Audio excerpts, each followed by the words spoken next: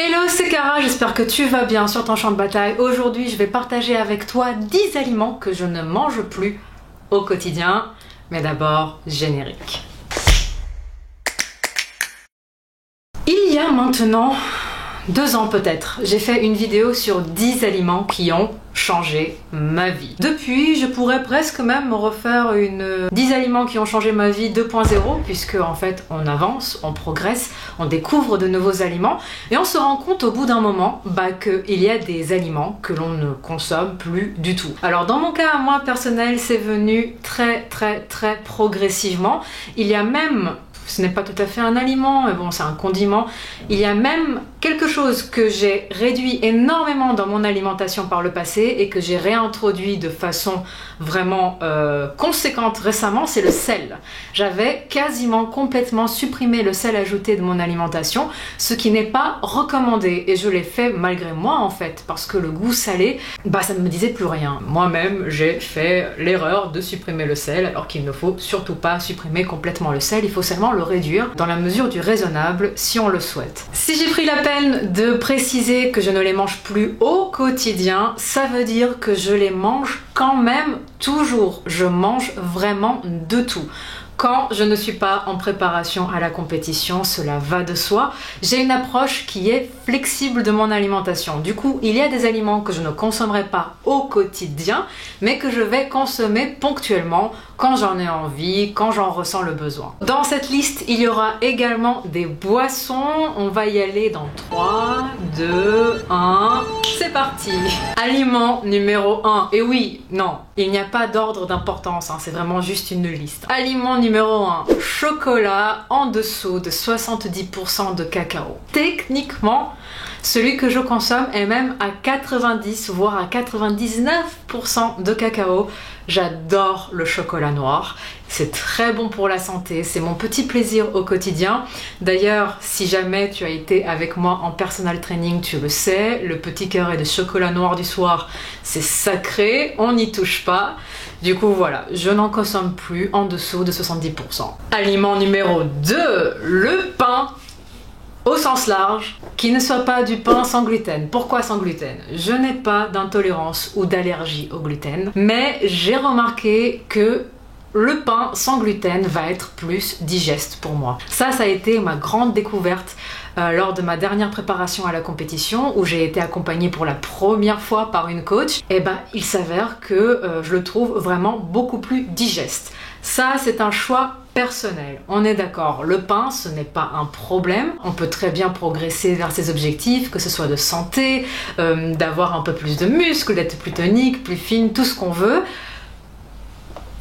Faut savoir le doser quand même, en fonction de ses objectifs et de l'approche que l'on a, mais le pain n'est pas un problème. Numéro 3, les sodas et jus de fruits industriels, même s'il y a écrit sans sucre ajouté. Mes jus de fruits, je les préfère maison. Mes boissons, je les préfère le moins transformés possible. Les sodas, les jus de fruits, tout ça.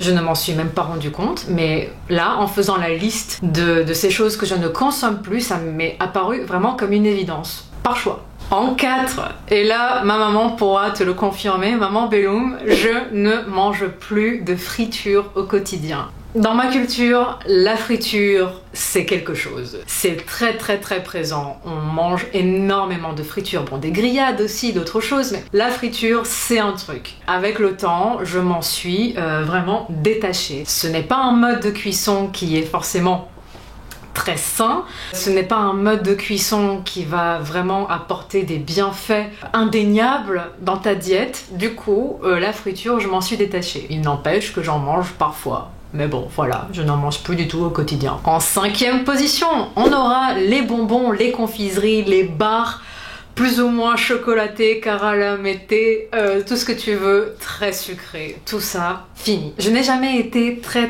portée sur les bonbons et sur les confiseries. Ça n'a jamais été vraiment mon grand kiff. Moi, à choisir, ce sera plutôt tout ce qui va être du côté de la pâtisserie, les brownies, les cookies, tout ce qui peut avoir de près ou de loin du chocolat dedans. Si tu me suis sur Instagram, tu t'en es rendu compte parce que ça va faire 2-3 mois qu'on s'est donné le défi avec Guillaume de modifier, de détourner, de adapter à nos besoins des pâtisseries.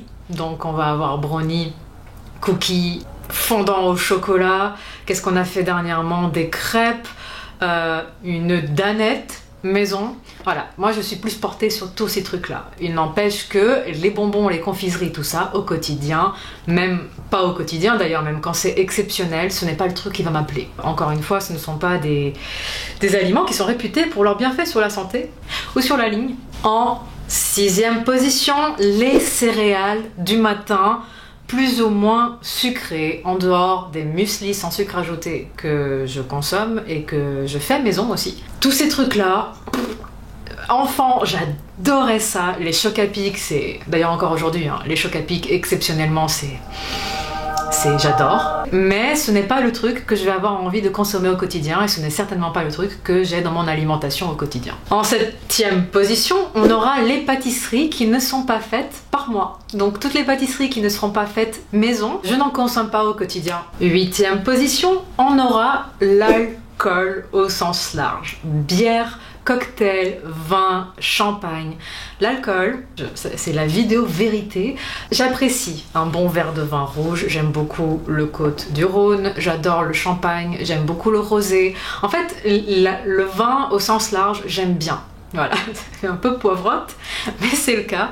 D'ailleurs, à consommer avec modération, attention. L'alcool au sens large, la bière, tout ça, ce n'est pas très très bon pour les muscles. Oui, boire un verre de vin par jour peut avoir des bienfaits sur la santé, on est d'accord. Il n'empêche que moi je veux aussi des bienfaits sur mes petits muscles. Bah du coup je n'en consomme pas au quotidien. Il n'empêche que je ne fais pas un seul repas extra. Je n'aime pas parler de cheat meal, ni de repas plaisir.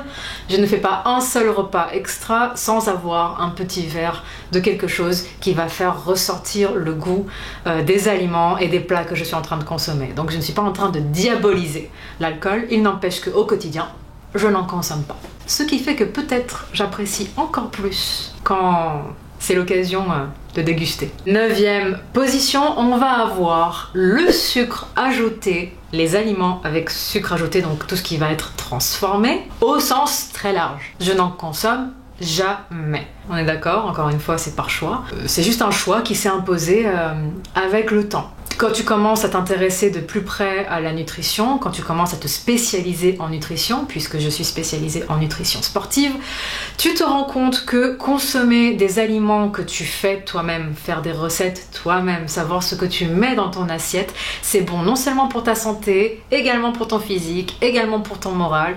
Donc voilà, le sucre ajouté, il n'y en a quasiment plus et s'il y en a dans mon alimentation, c'est vraiment très occasionnel. Et enfin, cela va de soi, vu que je viens de le dire dans le 9e point, les aliments industriels transformés. Tout ce qui va être hautement transformé, c'est-à-dire tous les aliments où tu vas avoir des étiquettes à rallonge avec plein de petits chiffres, de petits noms que tu ne comprends pas. Tout ce qui va être hautement transformé va être très très très minoritaire dans mon alimentation au quotidien. Et voilà pour les 10 aliments que je ne consomme plus au quotidien. Si tu as aimé la vidéo ou que tu as des questions, n'hésite pas d'ailleurs à les poser juste en dessous en commentaire. Si tu as aimé la vidéo, tu n'oublies pas, tu me laisses un petit pouce, ça soutient la chaîne, c'est 100% gratuit, ça me fait plaisir. Et si tu n'es pas encore abonné, tu n'oublies pas de t'abonner en appuyant sur la petite clochette de notification pour ne rater aucune vidéo à partir de maintenant. Moi je te dis à la prochaine.